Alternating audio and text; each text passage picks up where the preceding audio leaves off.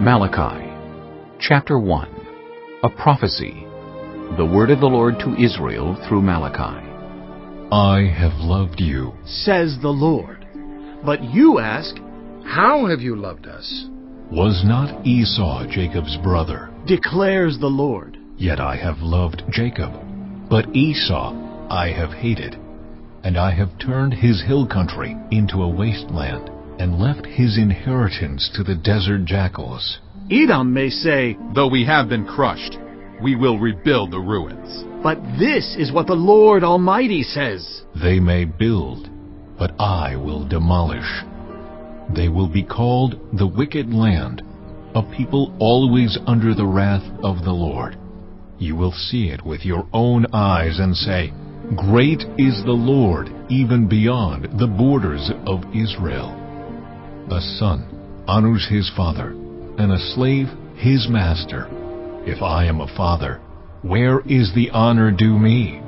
If I am a master, where is the respect due me? Says the Lord Almighty.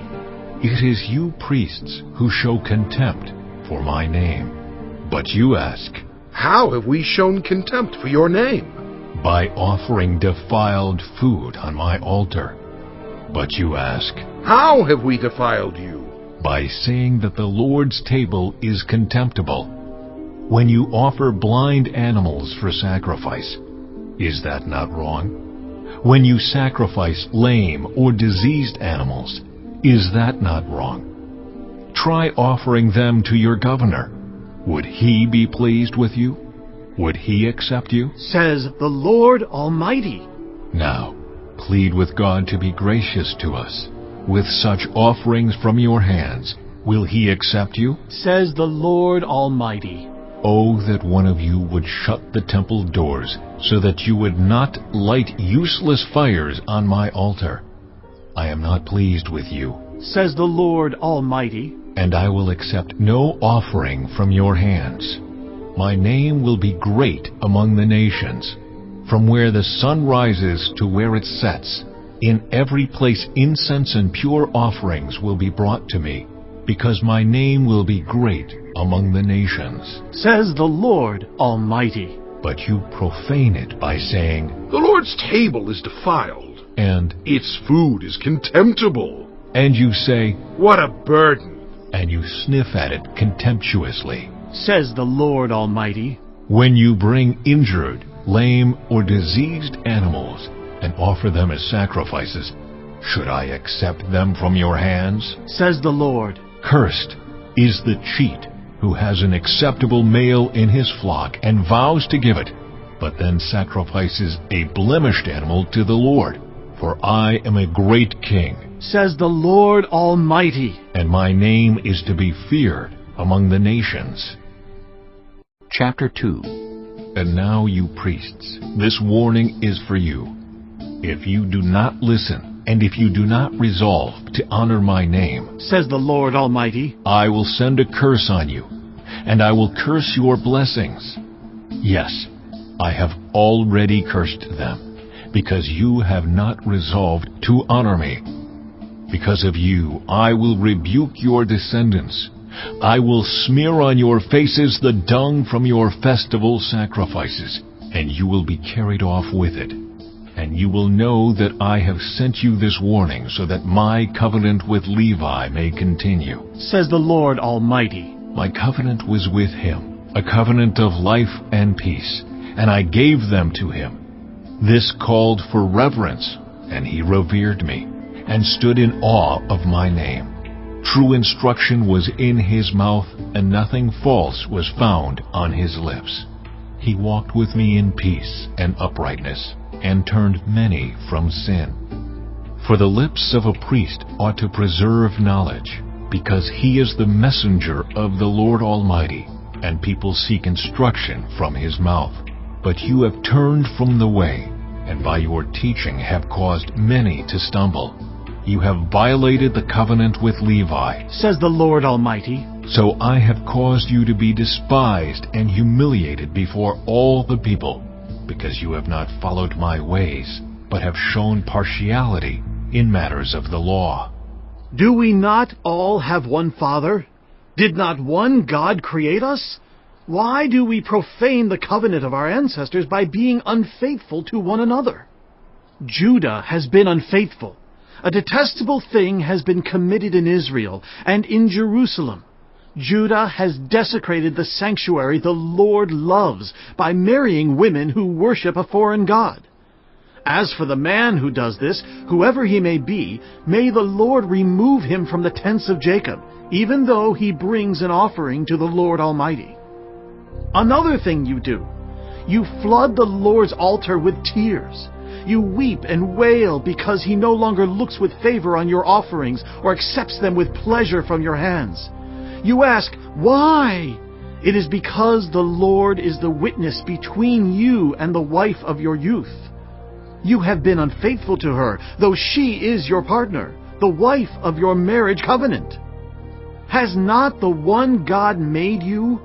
You belong to him in body and spirit. And what does the one God seek? Godly offspring.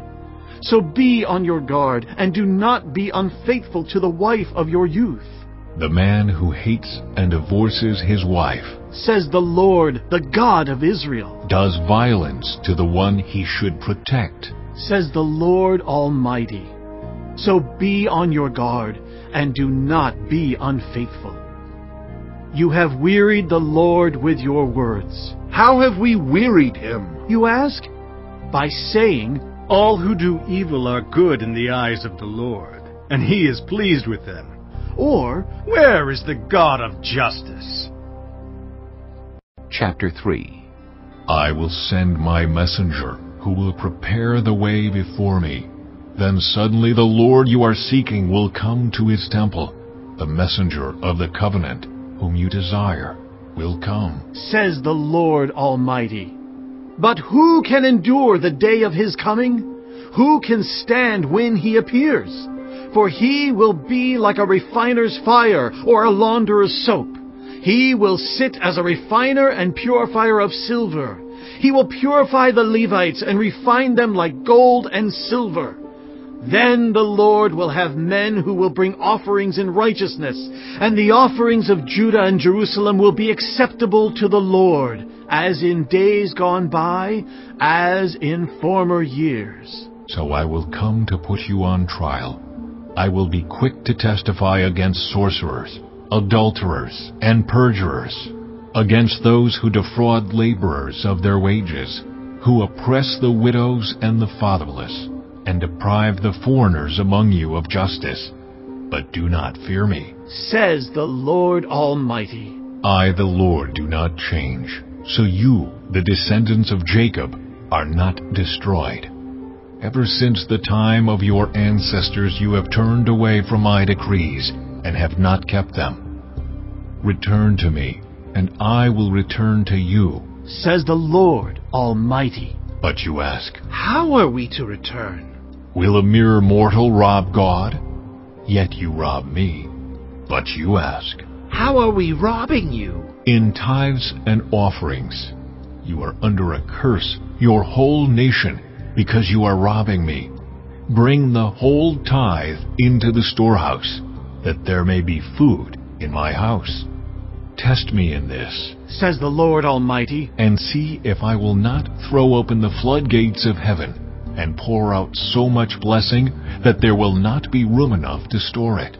I will prevent pests from devouring your crops, and the vines in your fields will not drop their fruit before it is ripe, says the Lord Almighty. Then all the nations will call you blessed, for yours will be a delightful land, says the Lord Almighty. You have spoken arrogantly against me, says the Lord. Yet you ask, what have we said against you? You have said, it is futile to serve God. What do we gain by carrying out his requirements and going about like mourners before the Lord Almighty? But now we call the arrogant blessed. Certainly evildoers prosper, and even when they put God to the test, they get away with it. Then those who feared the Lord talked with each other, and the Lord listened and heard. A scroll of remembrance was written in his presence concerning those who feared the Lord and honored his name. on the day when I act. says the Lord Almighty.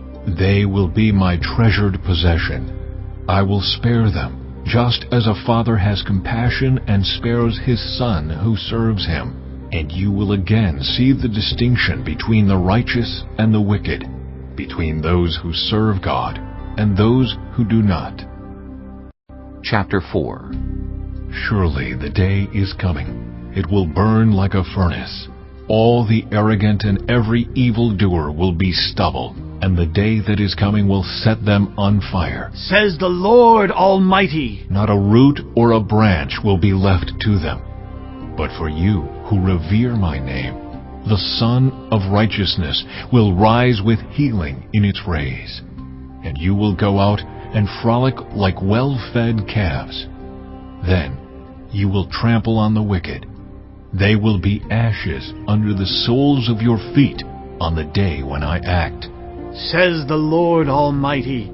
Remember the law of my servant Moses, the decrees and laws I gave him at Horeb for all Israel. See, I will send the prophet Elijah to you before that great and dreadful day of the Lord comes. He will turn the hearts of the parents to their children, and the hearts of the children to their parents, or else I will come and strike the land with total destruction.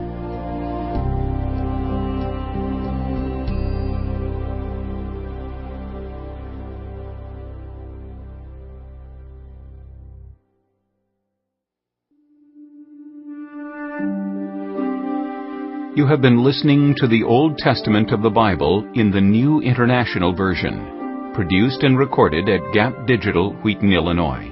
Executive producer, Brad Hill. Recording copyright 2012 by Zondervan. This production contains the text of the Old Testament of the Bible in the New International Version, copyright 1973, 1978, 1984, 2011, by Biblica, all rights reserved. Unauthorized duplication is prohibited by law. This Zondervan production is also available in printed and ebook editions. For a complete listing of all Zondervan publications, visit zondervan.com.